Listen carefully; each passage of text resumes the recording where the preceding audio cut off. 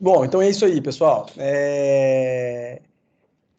Eu atualmente eu sou professor titular da Escola de Medicina da Santa Casa de Vitória, coordeno a residência de ortopedia da Santa Casa, sou coordenador do grupo de escoliose também do Hospital Infantil e no momento sou da tesouraria da SBOT da Regional Espírito Santo. Bom, vou falar de um tema para vocês. Quando o Fred me convidou, eu ia falar sobre trauma raquimedular, ia falar alguma coisa. Eu falei, Fred, um tema legal é quando a gente pensa no diagnóstico diferencial da doença discal degenerativa, ou da doença discal da coluna lombar, propriamente dita. A gente não vou falar nada de cervical nem de torácica hoje. Por quê? Porque é um tema complexo. E vocês vão analisar, teve até agora no Fantástico, se não me engano, há 2, 3 semanas, como a principal causa de absenteísmo aí é a lombalgia mecânica ou a hérnia de disco, que eu vou explicar para vocês as diferenças, estenose, enfim. Bom, o objetivo da aula, para a gente ficar bem didático, eu vou falar uma introdução rápida para vocês da lombalgia, estatística dela. Vou falar da classificação mais famosa, que é a classificação de Fairbank, que é uma classificação didática. Quem usa muito essa classificação é mais os neuros. Ortopedistas a gente usa pouco elas. Mas você vai ver que é uma forma bem fácil da gente ter um raciocínio clínico. E associada a essas patologias, eu vou só pincelar para vocês terem uma noção, porque a gente sabe que está muito na moda os bloqueios, as agulhas, a endoscopia. Eu vou comentar para vocês quando que eu poderia fazer um bloqueio, quando que eu poderia fazer uma risotomia, melhor opção da endoscopia, artrodese, prótese. Não vou falar a fundo disso, mas eu vou falar em cada diagnóstico diferencial o que poderia ser feito, o que poderia não ser feito, né? Bom, como todos sabem, a lombalgia ela é considerada um sintoma. A lombalgia mecano-postural ela é sim uma patologia, né? Ela é a principal causa de procura do paciente ao consultório médico. Ela empatava com a cefaleia, hoje ela ganha disparado. Vários motivos podem atribuir a isso, né? Um deles é a própria pandemia, que atribuiu o paciente ficar mais sentado, mais sedentário. Teve aí 2, 3 anos que ficaram praticamente de atividade física reduzida ou diferentes atividades físicas, né? E é causa mais frequente de incapacidade, como eu falei para vocês, teve a reportagem no Fantástico, que falou sobre esse abstencionismo, isso não é novidade nenhuma, né? Isso vem desde 2007 como as principais causas no topo ali de afastamento laboral. A lombalgia mecânica ou a doença discal degenerativa de uma forma geral. Que eu vou explicar para vocês a diferença disso. Bom, o que Fairbank fala? O que eu penso, o que eu falo para o meu paciente no consultório para eu ter um raciocínio clínico? O paciente chega com uma dor lombar com padrão axial, dor nas costas, né? Ele tem uma lombalgia mecânica por origem discogênica, uma lombalgia mecânica por origem facetária, uma origem postural, uma compressão radicular, uma claudicação neurogênica ou nada disso. Uma coisa atípica que precisa ser uma investigação bem detalhada.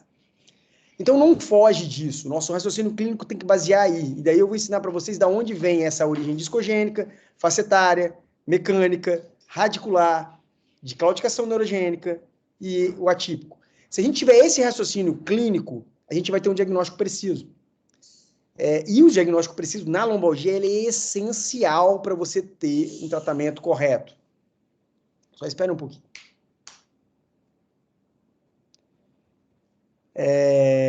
Bom, continuando. Origem discogênica. Quando que ocorre isso? Pifferman, né, ele fez uma classificação para a gente, de onde ele fala o que é um disco bom, o que é um disco ruim.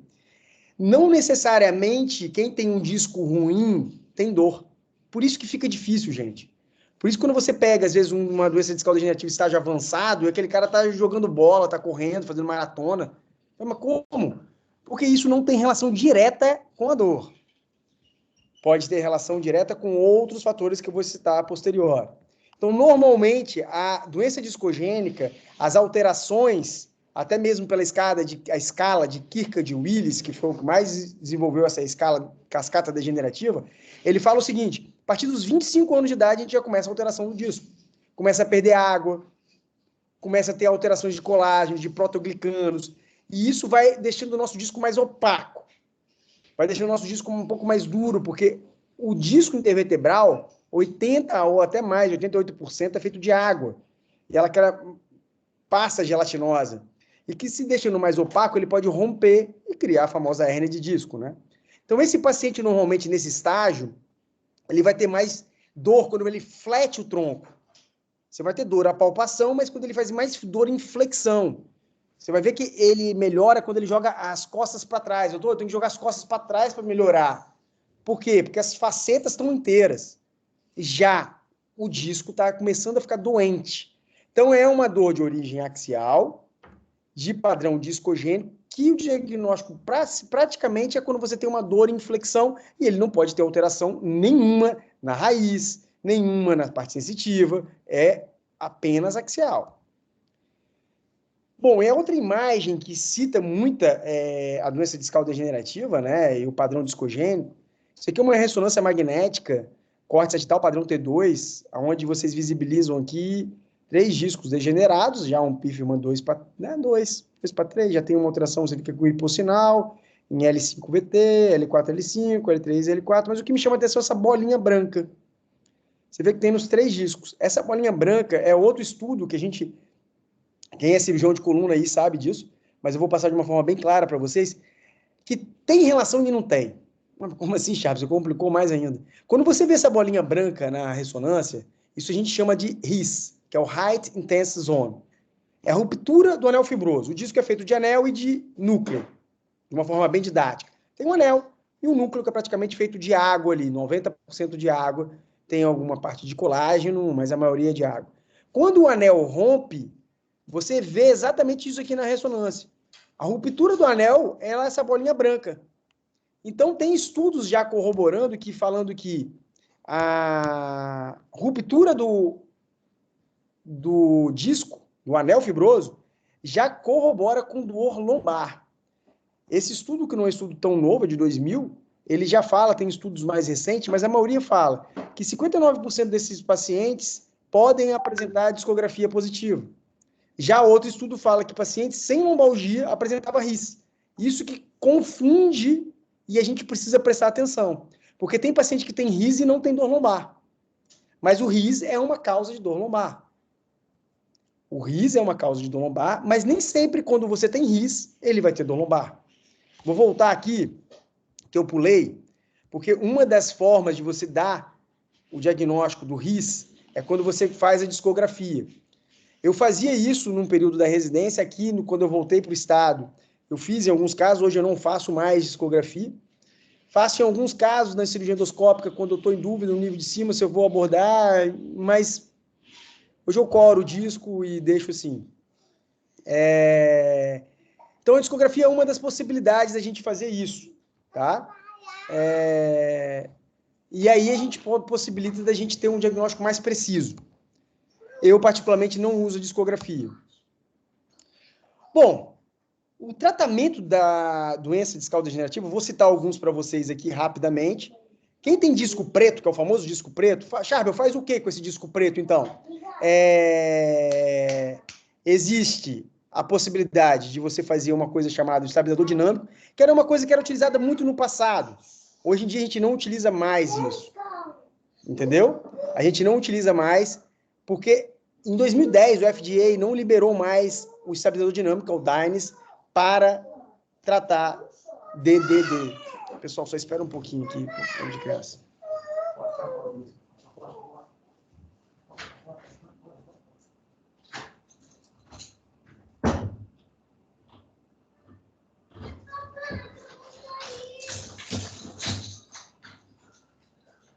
Desculpa, pessoal, muito filho.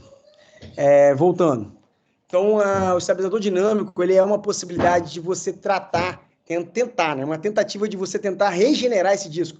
Só que a gente percebeu que não foi isso. Então, o FDA liberou esse tipo de tratamento para a própria artrodese, né? Então, hoje em dia, a gente não usa mais o DYNES, não usa estabilizador dinâmico para tratar a doença discal degenerativa, e eu vou explicar para vocês a posteriori qual que seria o melhor tratamento para isso. Existia uma época também a prótese de disco para tratar isso, né? Eu cheguei a pegar isso, a leva final, que pegava aquele paciente jovem de 25 anos com dor lombar, e você fazia uma ressonância, era um disco preto, um pífima 2, igual como eu mostrei para vocês, tinha um RIS, e você não achava a causa se era aquilo mesmo.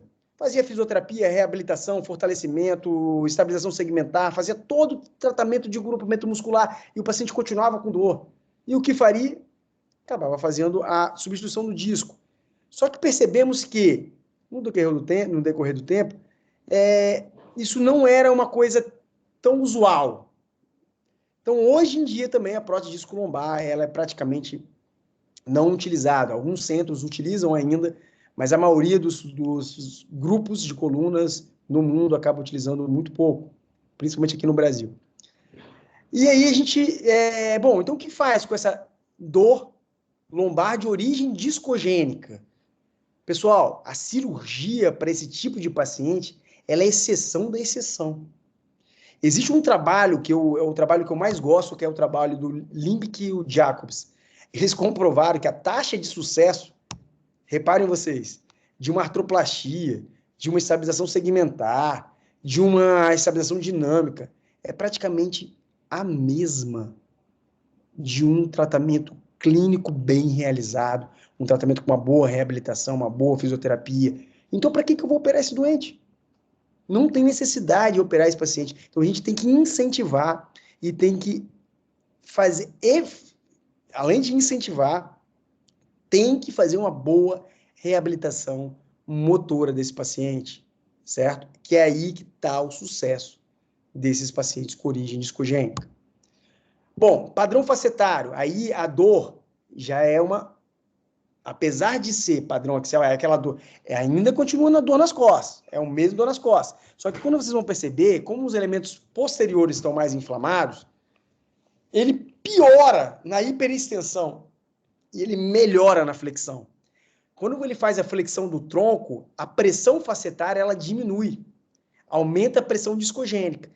Quando você tem um aumento da pressão discogênica com flexão, o paciente vai sentir dor, é a origem discogênica. Quando você tem uma diminuição da pressão e o paciente não sente dor, quando faz a extensão, não é facetário.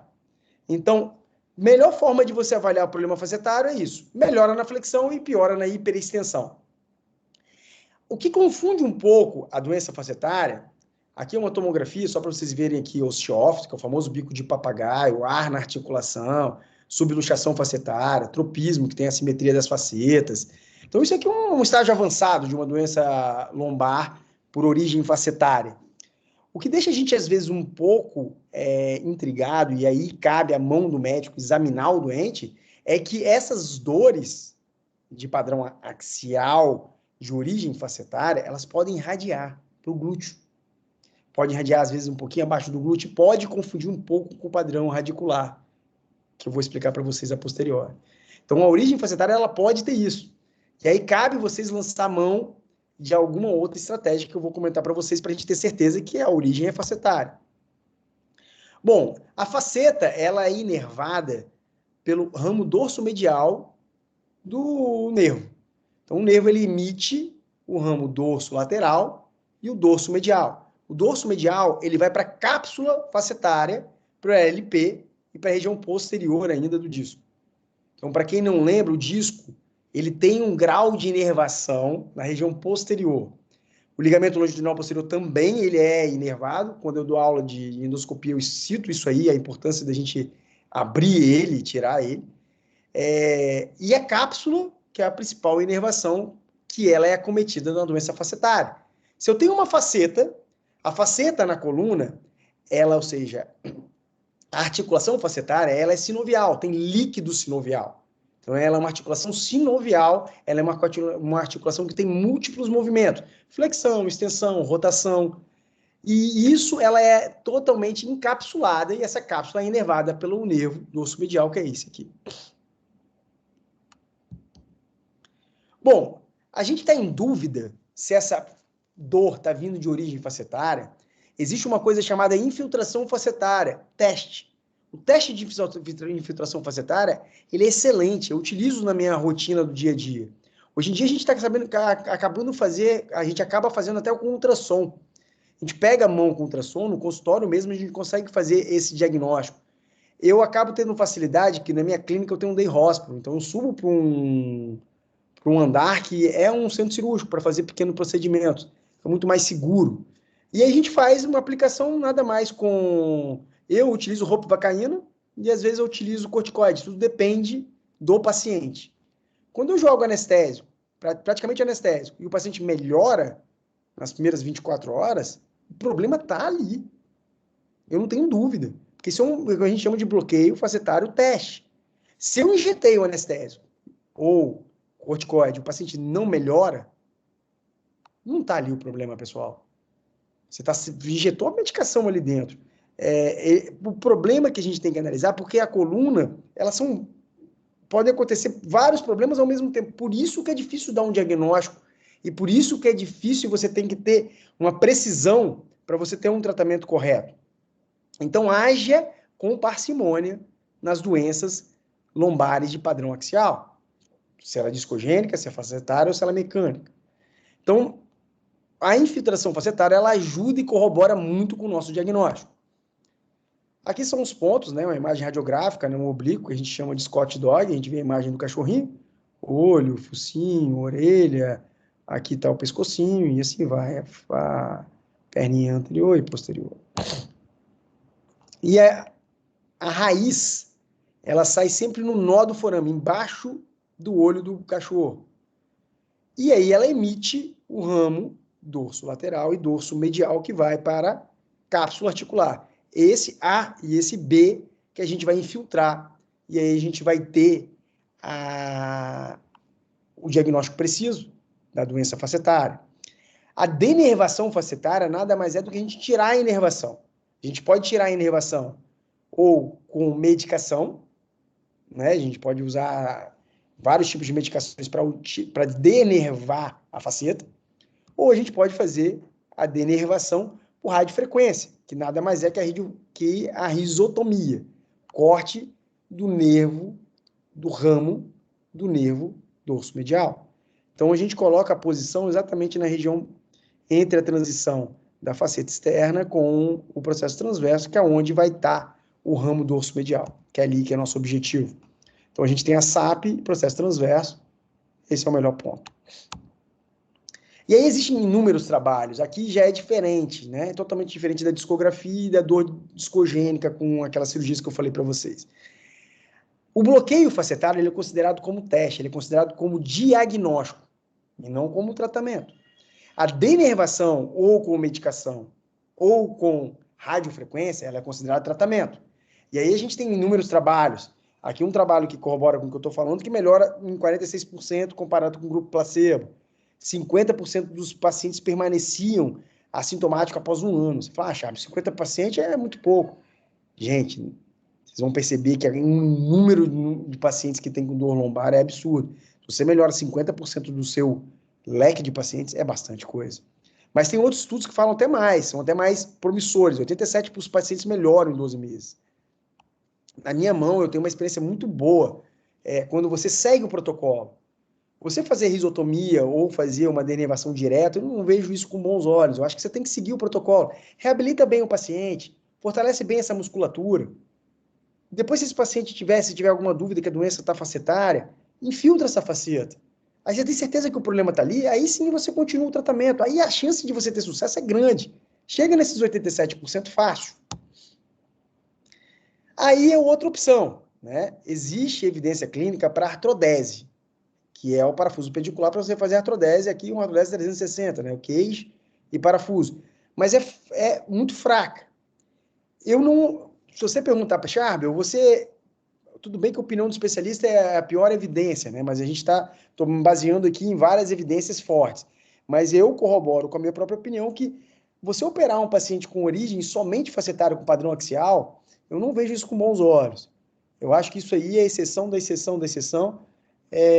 Para falar que é uma contraindicação absoluta seria muito pesado, mas 99% não se faz isso. Bom, o padrão mecanopostural é o padrão mais comum de todas essas doenças lombares, que é exatamente agora. Vocês estão me assistindo, se passar 30 minutos, já tem trabalhos falando que você não consegue ficar sentado mais do que 30 minutos na mesma posição. Porque se você ficar mais de 30 minutos na mesma posição, você está numa posição errada. Você fica numa posição com vício postural, e isso acaba fazendo com que sua própria musculatura, ela trave, ou ela estira, e ela entra em alerta, e aí ela não mexe. Quando você vai mexer, você sente dor. Principalmente quem tem a musculatura fraca, né? Quem tem a musculatura forte, por isso que é a importância de você fazer esse exercício físico, principalmente dos multífios, transverso do abdômen, que são musculaturas que são os estabilizadores primários da coluna. Então, todo esse desdobramento muscular que a gente vê, ilipsoas, que é o maior músculo, que ele sai dos processos transversos de L1 e vai se inserir lá no ilipsoas. Reparem só, se você tem um estiramento do ilipsoas, sua perna fica travada. É aquela forma assim, doutor, eu fiquei travado, eu não consigo me movimentar. E o paciente berra de dor, porque se movimenta vai gerar dor na coluna. E isso, pessoal, acontece em todas as idades. Eu trabalho muito com criança, eu vejo criança aí com lombalgia mecânica com 12, 13 anos. Tudo bem que dor lombar em criança é um outro capítulo, mas ela é comum também, a dor mecânica na criança. E ela tem que ser tratada como tal, né? Você não pode tratar uma dor mecânica como uma dor facetária ou como uma dor discogênica. A dor mecânica nada mais é que você tem que reabilitar esse paciente. Os últimos trabalhos que saíram no New England falam que você tem que ter repouso no máximo 48 horas. E depois já coloca esse paciente para fazer exercício. Outra coisa que contribui muito para a nossa dor lombar é a evolução do desenvolvimento tecnológico, né, galera? A gente saiu de uma movimentação que a gente precisava fazer tudo. Hoje a gente mexe tudo no celular. A gente faz pagamento no celular. Hoje, se você esquecer o seu celular em casa e for trabalhar, você fica desesperado. Porque a sua vida depende dali. Você vai fazer, resolver conta no banco, você vai dar alguma aula, às vezes, para algum colega por ali, pelo celular, você vai fazer algum contrato. Você vai resolver a maioria. O celular é um computador, ele faz parte da gente já, né? Essa evolução acaba mais a gente ficar sedentário e preso dentro do sofá, da cadeira, e isso aí contribui para a obesidade, para a gente ficar mais preso em tela. Já tem vários trabalhos falando sobre tela em criança. Então, isso é um grande problema. E o tratamento para dor mecânica, a gente não tem dúvida, né? É fortalecer a musculatura, pessoal. É o que eu falei para vocês, os estabilizadores primários da coluna, o multífidos e o transverso do abdômen. Tem que reabilitar isso aí, tem que fortalecer. Musculatura profunda do core, ativar a musculatura. Isso que faz com que a gente a ative e consiga tirar esse paciente da cama, né? Eu tive um professor que falou para mim, na época quando eu fiquei fazendo um estágio numa época no Allen Hospital, em Nova York, eu fui para fazer deformidade, né? Fiz deformidade lá, mas tinha um professor, que é o professor Lehmann, que falava muito de doença degenerativa, e aí ele falava, cara, a gente só estuda cirurgia, né? Ortopedista, neuro, cirurgia, sendo que 95% do tratamento da doença discal-degenerativa é conservador. Então a gente tem vários fisioterapeutas aqui, depois podem falar com a gente. Então se a gente pegar e estudar o grupamento muscular, tiver um entrosamento com o nosso fisioterapeuta, cara, esse paciente vai longe. A chance de precisar operar esses pacientes são mínimas. Bom, o padrão 4, que é a radiculopatia. Talvez o padrão, eu vou falar que é o segundo padrão melhor para operar. O primeiro eu vou falar ainda. O que é esse padrão? Por que eu falo que é o segundo? Isso aqui é a hérnia de disco, pessoal. A hérnia de disco, no paciente jovem, normalmente ela ocorre na fase 1 de Kirkcaldy-Willis, que é quando você tem uma diminuição da quantidade de colágeno e proteoglicanos do disco, uma diminuição da água, rompe o anel fibroso, faz o rise, extravasa o núcleo pulposo, comprime o nervo. Por que eu falo que é o segundo? Porque 90% desses pacientes também reabsorvem essa hérnia. Então, você tem duas indicações precisas para uma radiculopatia decorrente à hérnia de disco. A intratabilidade clínica, depois de 2 meses bem tratado, com uma boa reabilitação, e o paciente urrando de dor, e nada resolve. Eu seguro até mais, mas a literatura fala isso, 2 a 3 meses. E o déficit neurológico progressivo. O cara começou no seu consultório com uma semana com dor radicular, e da outra semana já o pé caiu, opera. Opera porque pode trazer problema depois. Bom, só que aqui o importante é o exame físico. Por quê? Esse paciente com uma hérnia de disco com compressão radicular, se ele tiver só dor lombar, tem que ter atenção se você for pensar em cirurgia para esse paciente. Porque a compressão radicular, A hérnia diz que ela causa dor lombar também. Mas a gente tem que analisar se essa dor lombar é por causa da hérnia ou é por causa da lesão discogênica. Porque as duas coisas andam juntas. Então, se ele tiver uma compressão do nervo, ele vai ter uma radiculopatia. Por isso que é importante você examinar o doente.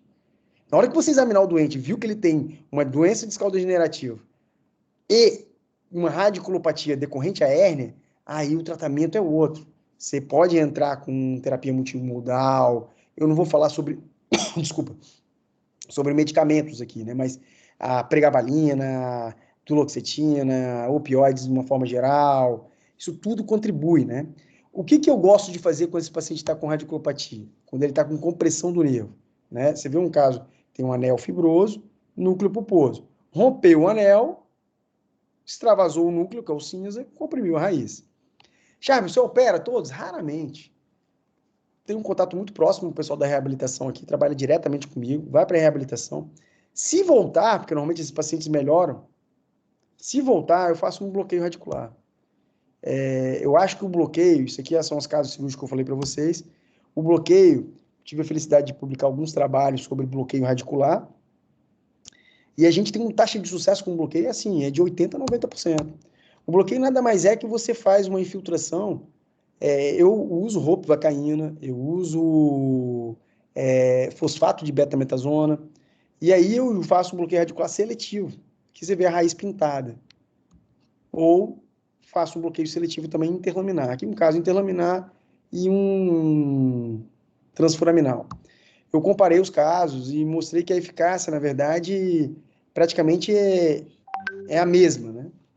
Tanto do bloqueio interlaminar quanto do transforaminal. É importante você ter um diagnóstico correto desse paciente e fazer o bloqueio preciso. Outra opção, fez o bloqueio, o paciente melhorou, foi para a reabilitação, porque não muda a reabilitação. O pessoal tem um folclore de falar assim, ele faz 10 sessões, mas não melhorou, fez 20 e não melhorou. Gente, calma, tem que reabilitar 2, 3 meses com uma boa reabilitação. E depois que ele melhora, ele começa com uma musculação terapêutica, com funcional. Tem que manter essa musculatura em atividade. Não é fazer um pouquinho e acabou. Mas vamos supor que ele fez tudo isso. Nada resolveu. Aí sim, entra na intratabilidade clínica, que eu comentei para vocês, que é uma causa cirúrgica, ou se ele tiver déficit neurológico. Aí você pode fazer dissectomia percutânea ou microdissectomia ou endoscópica, né? A gente tem vários. Aqui é um caso de nucleoplastia, que tem alguns colegas que utilizam. Ela foi muito... sofreu muito preconceito em 2009 até aí 2013, 14. Ela voltou em 2019 com alguns estudos mostrando alguma eficácia. Eu, particularmente, não gosto de utilizar. Ela é utilizada muito para protusão, para as hérnias contidas. Eu tenho receio e praticamente não uso nucleoplastia. E aqui também outros estudos já mostrando que os resultados melhores são com a microdissectomia e não com a nucleoplastia, né? Quando comparado um com o outro. Tem gente que tem muita experiência com a nucleoplastia, existem várias formas de você fazer nucleoplastia, não vou entrar em detalhes aqui, mas de uma forma geral, a microdissectomia, por esse trabalho, ela mostrou resultados superiores, que nada mais é que você abrir uma janela, fazer uma laminotomia, afastar a raiz e tirar o disco e acabou, né? Isso aqui foi o trabalho mostrando aqui, para que eu consegui publicar na Globo Spine Journal, que a microdissectomia, ela reduz a dor lombar, inclusive. Mas eu não utilizo para dor discogênica, deixo isso bem claro. Aquele paciente que tem uma lombocitalgia, ou seja, dor lombar e dor na perna. Um vaso de 10 das costas, um vaso de 10 na perna. Eu vou artrodesar esse cara, Charlie. Faz a dissectomia que vocês vão surpreender. Porque você tira o disco doente, melhora a dor lombar, inclusive. Eu tive a felicidade de fazer também um fellow no Urdu Spine Hospital, lá em Seul. O professor Kim foi meu orientador na época. E a gente aprendia algumas cirurgias, as técnicas de cirurgia endoscópica, isso foi em 2010 para 2011.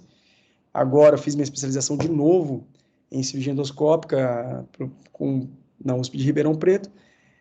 E realmente, a endoscopia, pessoal, hoje eu posso te falar, nada deu certo. Você fez um tratamento preciso, tem uma hérnia extrusa no paciente jovem, ela é ainda uma melhor escolha para microdissectomia. A endoscopia, ela é a via de acesso. A microdissectomia, ela pode ser feita por tubo, ela pode ser aberta, ou ela pode ser por via endoscópica. Ela é um padrão ouro. Está se mostrando que por via endoscópica, ela consegue reabilitar melhor o doente, se dá alta em 4, no mesmo dia você dá alta para o doente. Então, realmente, assim, é uma coisa... A gente está falando para hérnia de disco.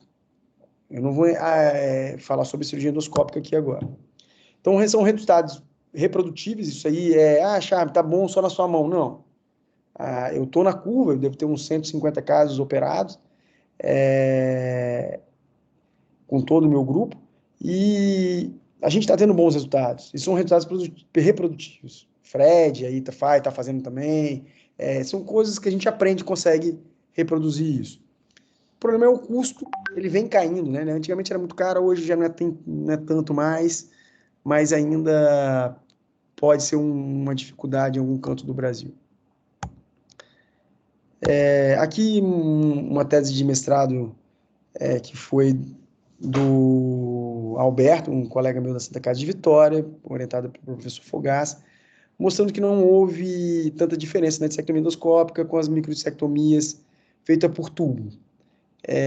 Os resultados são os mesmos, né? Mas o que eu quero deixar para vocês, isso aqui é a tese dele, mas a minha impressão é que quando você utiliza uma via menor para o paciente, se você tiver domínio da técnica, é muito melhor. Alguns casos aqui para mostrar para vocês rapidamente, ó, paciente com dor lombar e com radiculopatia, então ele tem dor lombar, uma lombocitalgia. Você fez o exame, você encontrou isso aqui, isso é uma espondilolistese, pessoal. Isso é uma dor de caráter mecânico. O paciente vai ter dor nas costas e dor radicular porque está mexendo e comprimindo o nervo. Não adianta aqui fazer nada de tirar disco, não adianta aqui você só descomprimir porque está instável a coluna dele. Charme, vale a pena reabilitar, não? Claro que vale. Óbvio que vale. A reabilitação, ela sempre começa na doença degenerativa. Ela nunca fica para segundo plano. Ela é primeiro plano em tudo. Inclusive até mesmo depois que opera. Então, nesse caso aqui, vocês podem ver uma ressonância magnética, corte sagital, onde há uma instabilidade hemótica, que é a degeneração do platô vertebral, onde está com hipersinal. Você já vê um disco já aqui. Tem uma doença discal degenerativa, Charme, mas o problema dele é isso aqui. Você poderia operar os dois níveis? Muita gente que operaria. Eu optei em operar um nível só. Eu fiz uma cirurgia por tubo, nesse caso, e fixei percutâneo. Então, é uma cirurgia que eu consigo salvar os multífidos, né? Que não mexo muito nos multífidos. É claro que artroderzando aquilo ali, aquilo não tem muita função, mas querendo ou não, ele não mexe muito, isso já dá um outro tipo de reabilitação. O padrão 5, que é o da claudicação neurogênica, aqui sim, para mim, é a melhor indicação de cirurgia, que eu acho que o melhor resultado. Então você opera todo mundo aqui, Thiago? Claro que não. Claro que não. Vou falar para vocês a estatística. O que é a claudicação neurogênica? Como que esse paciente se comporta? É o paciente que tem a estenose de canal, né? Segundo Kirchard Willis, que é a cascata degenerativa, ele fala que o paciente ele inicia com uma fase de disfunção, há uma alteração dos radiadores inflamatórios do disco, proteoglicanos, colágeno. Depois ele passa por uma fase de instabilidade, que é a fase 1 para a fase 2, onde tem a hérnia de disco. E depois ele vai para a fase 3, que é a fase de calcificação. É a fase onde ocorre a alteração do colágeno. O colágeno fica mais predominante do colágeno tipo 3, que ele fica mais duro. E o canal vai fechando, dá mais problema na faceta. E aí você vê um canal que é extremamente sadio, ele fica fechado, ele fica um canal em trevo. E aí vai trazer outros tipos de complicações para esse paciente. Qual? A claudicação neurogênica. Esse paciente, o grande problema aqui, quando você vai examinar esse paciente, o exame físico dele é frio. O exame físico frio na medicina significa que é normal. Você vai muitas vezes palpar, ele não tem dor. Você faz um LASEG, ele não tem dor. Você faz o teste neurológico, um pouquinho diminuído, você fica até em dúvida, porque é uma patologia dinâmica. Aí você pergunta para ele, a pergunta que você tem que fazer para esse doente é simples, são duas perguntas. A primeira pergunta é, quando você fica em pé, sua perna fica dormente e fraca, ele vai ver, às vezes ele fala que tem dificuldade até mesmo para você sair da cadeira para ficar em pé. A segunda pergunta é, se eu consegue caminhar 500 metros, ele vai responder para você, doutor, há 2 anos eu caminhava 1 quilômetro, hoje eu caminho 500, há 6 meses 500, hoje eu caminho 250 e eu tenho que parar. Quando eu paro e sento, melhora a dor na hora, eu continuo caminhando. Isso é fadado a ser claudicação neurogênica. Existe a claudicação vascular que ela comporta de forma diferente da neurogênica, né? O paciente da claudicação é uma dor que é ascendente, ela não melhora quando você senta, e ela não melhora quando você flete o tronco. Existe um sinal que é chamado sinal de Van Gelderen, que é um sinal de bicicleta. Você fala, doutor Charme, mas você está falando isso aí, mas meu pai, ele anda de bicicleta a Vitória todinho no sente dor. Claro, porque na hora que ele senta na bicicleta, ele joga o tronco para frente. Tanto que um dos pacientes, quando a gente está com estenose de canal, os fisioterapeutas sabem muito bem disso, a gente pede para fazer exercício de cadeira fechada na bicicleta, e isso aí vai melhorando, porque você vai exercitando o paciente e ele não sente dor. Porque você pedir ele para caminhar, você tem que andar, você tem que emagrecer, vai para cadeira, ele vai sentir dor. Ele não vai conseguir. E o tratamento cirúrgico, chave, quando que é? Mesma forma, intratabilidade clínica ou déficit neurológico progressivo. São as formas. Doutor Chave, eu não aguento mais ver minha mãe sofrendo. Minha mãe já fez de tudo, já fez uma boa reabilitação, já fez bloqueios. Aqui, o bloqueio já não tem tanta função igual à hérnia. Você pode fazer um bloqueio de ato sacral, que é um bloqueio que eu vou mostrar para vocês, que eu utilizo muito, que eu vou pelo forame do sacro, pelo hiato do sacro. A gente fala que é um bloqueio retrógrado. Ele ajuda. Mas a resposta é menos de 50%, diferente da hérnia. E a reabilitação também, ela cai um pouco, você não consegue melhorar 90% igual você melhora na hérnia. A estatística da literatura fala de 55% a 70%, então ela já caiu. Então você coloca aí uma média aí de 60% de melhora e 40% de chance de não melhorar. Só que o problema é que esse paciente é um vozinho, então você tem que estudar o caso dele. Porque ele vai vir acompanhado com uma insuficiência cardíaca congestiva, uma doença pulmonar, com uma doença renal, com, às vezes, umas cardiopatias, uma cardiomegalia. Então, a gente tem que colocar no papel se vale a pena operar ou não. Várias formas de cirurgia pode ser feito aqui também. A endoscopia, que é uma via de acesso, pode ser feito também. Tem vários artigos descritos com excelentes resultados, e cada vez mais está tendo um melhor resultado. A descompressão por tubo, o resultado é excelente aqui. Cirurgia pequena, rápida e custo pequeno. Artrodese, Charlie, também. Artrodese também é outra possibilidade, né? Porque você acaba precisando tirar, em alguns casos, precisa tirar as duas facetas. Você tira a faceta a IAP e a SAP, ou seja, a interna e a externa, fica instável, você tem que artrodesar. Se você fizer só um túnel, você não precisa artrodesar, porque vou mostrar um caso para vocês da descompressão over the top, que é a cirurgia por tubo. É possível você fazer dos dois lados, você entra pelo lado aqui, no caso esquerdo, você só toma o tubo, você consegue chegar do outro lado, você consegue comer a lâmina. Na endoscopia também você consegue fazer isso facilmente. Aqui um caso aqui para vocês pré-operatório, repara que está bem apertado, caso pré e pós-operatório, já com o saco dural todo exposto, resultado excelente. Agora, volto a repetir, uma estenose de canal, que você tem uma estenose de canal decorrente, uma espondilolistese degenerativa, não dá só para descomprimir. Esse caso, por exemplo, aqui, resolvi operar por tubo também e parafuso percutâneo, consegui uma boa redução, reparem vocês, e consegue descomprimir de forma bem satisfatória. Agora, estenose de canal com escoliose degenerativa, gente, é isso aqui, ó. Cirurgia grande, você tem que realinhar a coluna, refazer, ó. Aqui o paciente não tinha plano sagital, apesar que não é um raio-x panorâmico, mas ele tinha praticamente uma cifose lombar, consegui recuperar a lordose lombar, enfim. Então são cirurgias grandes, descomprimir o canal todo, essa parte pigmentada aqui são ossos que eu coloco, são cirurgias enormes. Você sabe, sempre faz isso, Charme? Não, isso é pontual. O brasileiro ele tem um pouco diferente do americano, né? O americano, ele recupera tudo, ele tem uma agressividade muito maior. Aqui um outro caso, 59 anos com esclerose degenerativa e estenose lombar, com estenose apertada em 3, 4 canais, com 99 graus. Então, casos pontuais. Resolvi abrir paciente de cima e baixo, o paciente ficou ótimo, deu um baita de um alinhamento, recuperei o alinhamento do paciente, descomprimi bem a região lombar, mas não é o caso do dia a dia, pessoal, porque isso aqui você tem que ter equipe, você tem que preparar, são cirurgias que demoram um pouco mais. 89 anos, estenose de canal absoluto, cardiopatia, esse paciente também estava com nefropatia, refratário a tudo. Fiz um bloqueio retrógrado, né?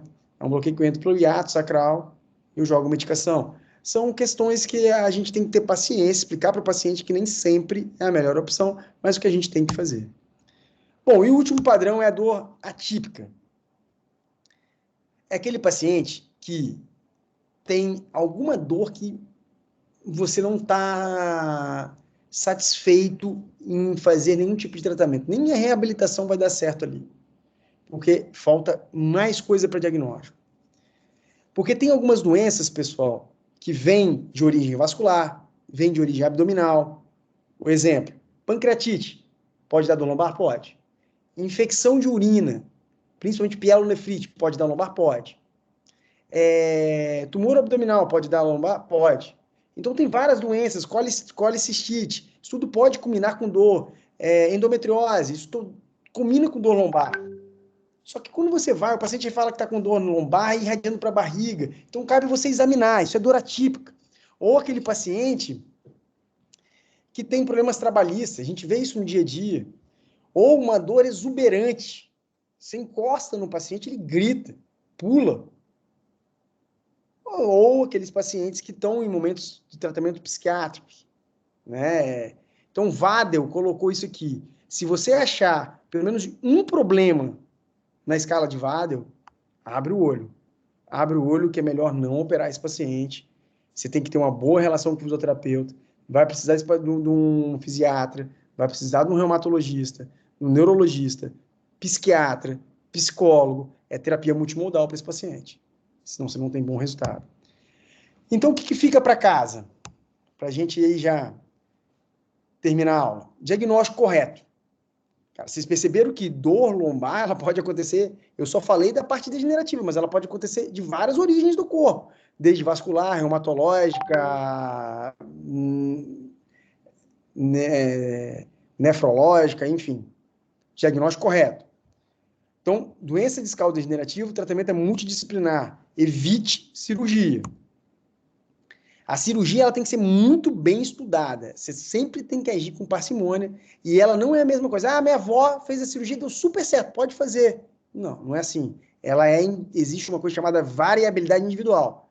Nem sempre que deu certo para um indivíduo, vai dar para outro. Relação médico-paciente, galera, é essencial para ter bom resultado. Então é isso aí, pessoal. Quem quiser anotar meu e-mail, tanto da escola quanto da Santa Casa, eu estou à disposição. O Fred pode dar meu contato, eu estou à disposição de vocês. Eu vou abrir minha câmera aqui para a gente bater um papo. Vou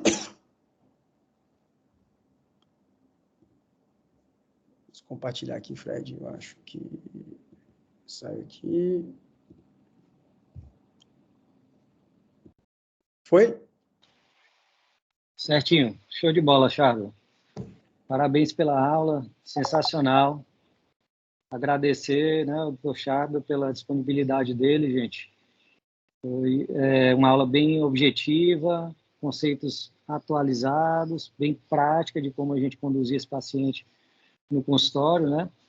Focando aí no manejo interdisciplinar desse paciente. Queria abrir aí um pouquinho também o espaço para os colegas se manifestarem, perguntarem, tirarem dúvidas aí com o Charles.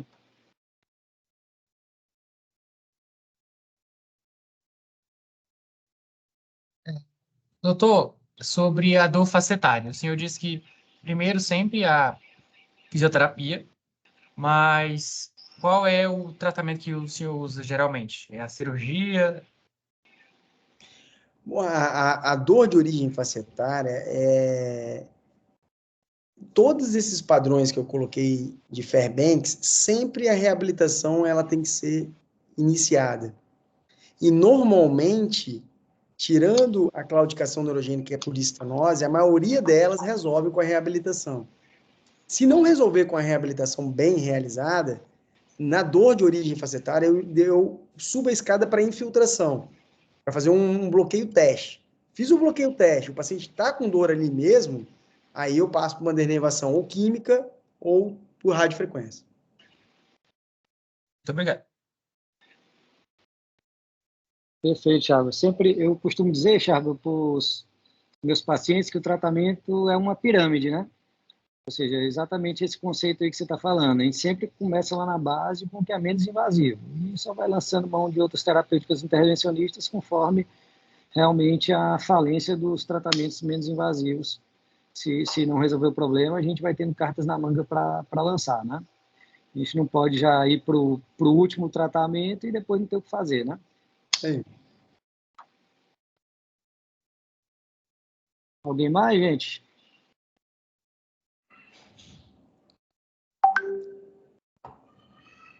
Beleza. Então, Thiago, eu queria te agradecer mais uma vez. Obrigado pela aula, pela sua disponibilidade, realmente, por ter nos dado esse momento aí de atualização, tá? Show. Sei que a sua rotina é bem atribulada e realmente o seu tempo a gente fica realmente é bem gratificante você ter disponibilizado realmente esse tempo aí com a gente. O Daniel quer se manifestar, Daniel? Quer falar alguma coisa? Só dar os parabéns para a aula, fantástica, gostei demais. Minha área é outra, trabalho com o joelho, mas, pô, valeu, atualizou bem aqui. Os conceitos, desde a parte de exame físico até o tratamento, né, gostei. Muito obrigado, meu amigo, parabéns pela aula. Obrigado, presidente, Obrigado bom a demais. vocês. Estou à disposição aí, se precisarem, Fred. Depois a gente pode, em outro momento, se quiser, fazer outro tema, a gente combina. Maravilha, Thiago. Obrigadão. Valeu, pessoal. Deus abençoe todo mundo aí. Um abraço. Boa noite, gente. Boa noite.